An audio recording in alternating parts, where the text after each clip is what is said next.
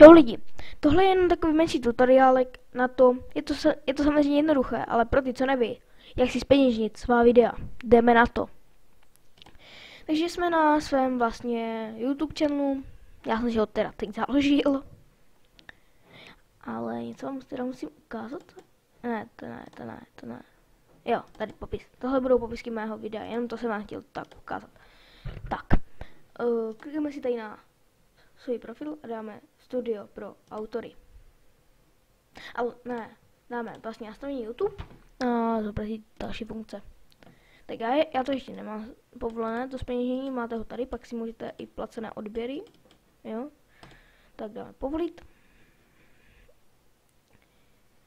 Jo, aktivovat můj účet. Takže jo, musíme samozřejmě odškrknout všechny tady tyhle a dáme souhlasím. Rozumím. Tak zpeněžení máme zapnuté. A protože já nemám žádné videa, tak vám samozřejmě nebude. Tak, ale co bude u videí? Já vám to třeba ukážu tady u nějakého zrovna videa.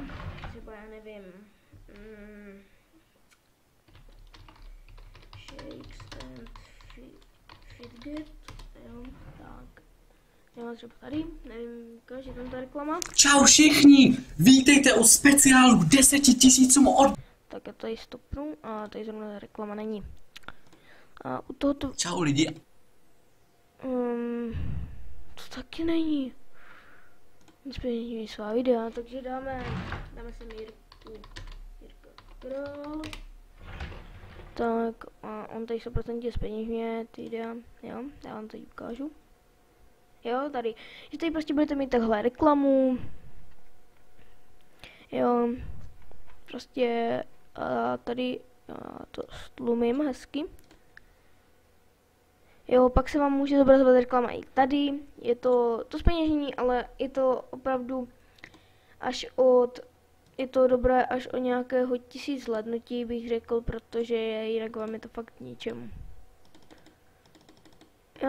Takže já doufám, že vám tenhle menší tutoriál pomohl.